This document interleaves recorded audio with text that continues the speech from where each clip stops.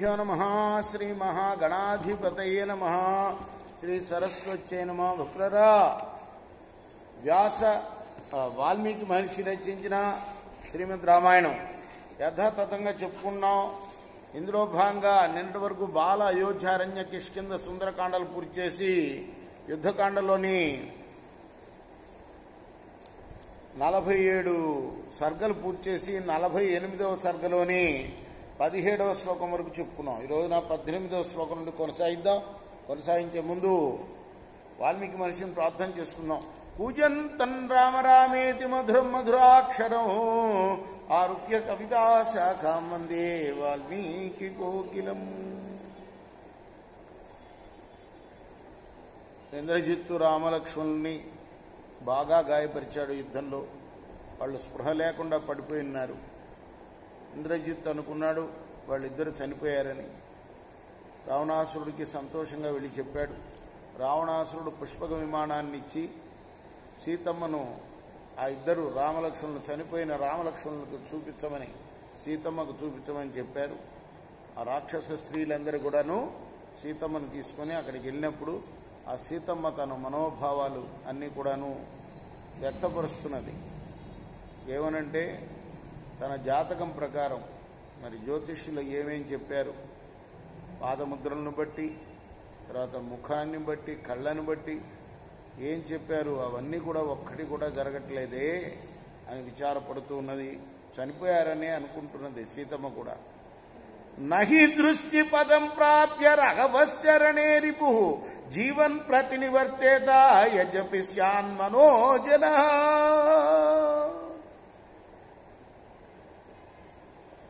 అసలు రాముడి కంటపడిన శత్రువు ఎంత వేగం కలవాడైనా ప్రాణాలతో వెళ్ళలేడు కదా.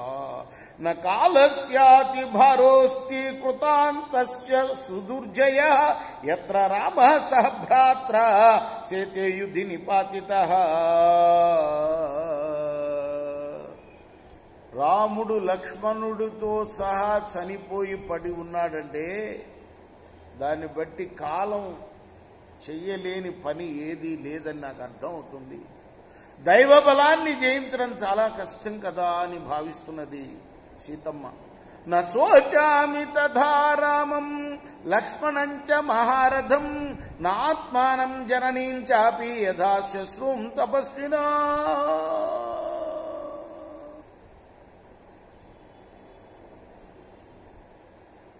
నేను దీనురాలైన నా అత్తను గురించి దుఃఖించినట్లుగా నా తల్లిని గూర్చి గాని, లక్ష్మణుడు గూర్చి గాని, రాముణ్ణి గూర్చి గాని, నన్ను గూర్చి గాని దుఃఖించను. సాతు చింతయతే నిత్యం సమాప్తవ్రతమాగతం కథా ద్రక్ష్యామి సీతాంచ లక్ష్మణంచ సరాఘవం. పాపం ఆ తల్లి మా అత్త ఎప్పుడెప్పుడు ఈ వ్రతం ఏది వనవాస వ్రతం ముగించుకొని వస్తారా రాముడు లక్ష్మణుడు సీత అని ఎదురు చూస్తూ ఉంటుంది ఆమె. పరిదేవయమానాంతాం రాక్షసీ త్రిజటాబ్రవీత్ మా విషాదం కృధా దేవి భర్తాయాంతవ జీవితి. ఇలా విలపిస్తున్న సీతతో ఆ రాక్షస స్త్రీలతో పాటు త్రిజట అనే రాక్షసి కూడా వచ్చింది. ఆమె చాలా మంచిదనమాట. అవంటుంది, దేవి దుఃఖించకమమ్మా, నీ భర్త చనిపోలేదు, జీవించే ఉన్నాడు. కారణాన్ని చ వక్ష్యామి మహాంతి సదృశాని చ యథేమౌ జీవతో దేవి భ్రాతరౌ రామలక్ష్మణౌ.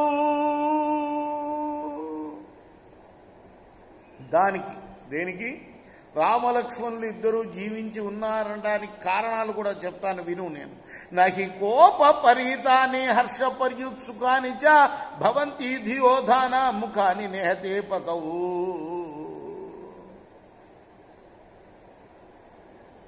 ప్రభువు గనక మరణించి ఉన్నట్లయితే ఈ చుట్టూ పర్యవేక్షించి ఉన్న యోధుల యొక్క ముఖాలు కోపంతో నిండినవి గాని, సంతోషంతో కూడినవి గాని అయి ఉండవు కదా.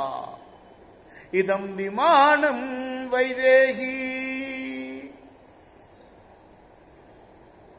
పుష్పకన్నామ నమతక దివ్యం త్వాం ధారయేన్నైవం యజ్జేతౌ గత జీవితౌ. రామలక్ష్మణులు మరిస్తే అసలు ఈ పుష్పక విమానం నిన్ను మొయ్యలేదు, ఆ సంగతి తెలుసుకో. హత వీర ప్రధానాహి గతోత్సాహ నిరుద్యమా సేవా భ్రమతి సంకేషు అత కన్నేన నోర్జలే. యుద్ధంలో ప్రధాన వీరుడు మరణించినప్పుడు సేనంతా కూడా ఉత్సాహం లేకుండా ప్రయత్న విహీనమై చుక్కాను విరిగిన ఓడ నీటిలో తిరిగినట్టు తిరుగుతూ ఉంటుందమ్మా. ఇయం పునరసంభ్రాంత నిరుద్విగ్నా తపస్విని సేనా రక్షతి కాకుత్సౌ మయా ప్రీత్యా నివేదితౌ. ఓ సీత, పుష్పక విమానం అంటే ఏమిటిది? తనను ఎక్కిన వాడు ఎక్కడికి తీసుకెళ్ళమంటే అక్కడ తీసుకెళ్లే సమర్థత ఉన్న విమానం. అంటే ఏమిటి? దానికి కూడా మైండ్ ఉన్నదన్నట్టే కదా కదా. కాబట్టి దానికి కూడా చలనము బుద్ధి అన్నీ ఉన్నాయి.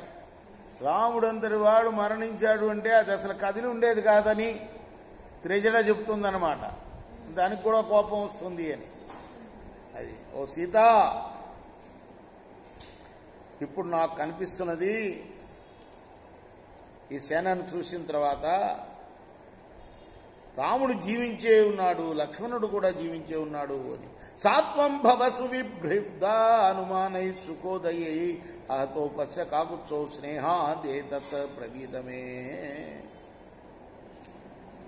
నువ్వు నా మాట మీద పూర్తి విశ్వాసం ఉంచు దేవి. రామలక్ష్మణుడు మరణించలేదు, నీపై నాకున్న స్నేహంతో చెప్తున్నాను. అనృతన్నోక్త పూర్వం మేనచ వక్షామి మైథిలి చారిత్ర సుఖశీలత్వాత్ ప్రవిష్టాసి మనో మమ. నేనెప్పుడు ఇంతవరకు అబద్ధం అనేది చెప్పలేదు, ఇంకా ముందు కూడా ఎప్పుడు చెప్పనట్లా. నువ్వు పాతివ్రత్యం అనే శీలాన్ని కలదానివి, నా మనస్సును బాగా ఆకర్షించావు. నేమౌ శక్యౌ రణే జేతుం సేంద్రైరపి సురాసురై తాదృశం దర్శనం దృష్ట్వా మయా చావిదితం తవా. ఇంద్రుడితోటి సహా సురులు అసురులు అందరూ కలిసి వచ్చిన రాముణ్ణి ఓడించలేరమ్మా. రామలక్ష్మణుల్ని యుద్ధంలో ఓడించలేరు.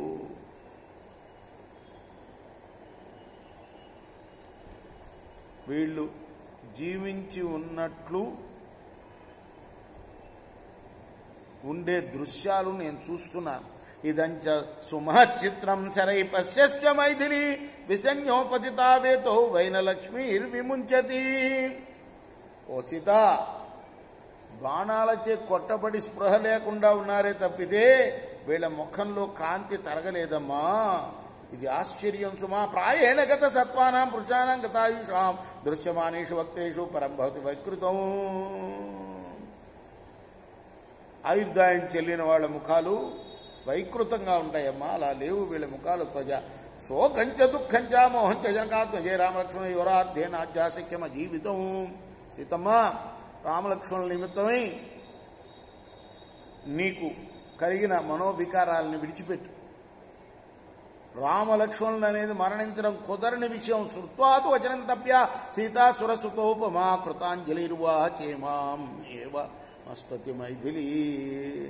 అప్పుడు రాజకుమారి సీత ఆమె మాటలకు సంతోషించి, నీ మాట సత్యముగ్గాక అన్నది. విమానం పుష్పంతత్వం సన్నివర్చ మనోజనం దీనాత్రిజయా సీతాలంకామేవ ప్రవేశిత. అప్పుడు త్రిజట మనోవేగంతో సంచరిస్తున్న పుష్ప విమానాన్ని మళ్లీ లంకానగరం వైపు మళ్లించింది. తతస్త్రిజటయా సార్ధం పుష్పకాదవరుహ్యస అశోకవనికామేవ రాక్షసీభి. ఆ తర్వాత పుష్పకం నుండి దిగిన సీతను రాక్షస స్త్రీలు అశోకవనంలో మళ్లీ ప్రవేశించారు. ప్రవిశ్య సీతా బహుక్షండాం తాం రాక్షసేంద్రస్య విహార భూమిని సంప్రేక్ష సంచించ రాజపుత్ర పరం విషాదం సముపాజగామ. అనేక వృక్ష సముదాయం కల అశోకవనంలో ప్రవేశించి మనసా రామలక్ష్మణుల్ని చూస్తూ మనస్సులో ఆమె చాలా దుఃఖార్తురాలయ్యింది. ఇచ్చార్షే శ్రీమద్ రామాయణే ఆదికావ్య యుద్ధకాండే 48 సర్గ. ఇది వాల్మీకి ఋషి ప్రోక్తము ఆదికావ్యమైన శ్రీమద్ రామాయణంలోని యుద్ధకాండలోని 48వ సర్గ, రేపు 49వ సర్గను ప్రారంభం చేద్దాం. కృష్ణార్పణమస్తు. సాయి కృష్ణార్పణమస్తు.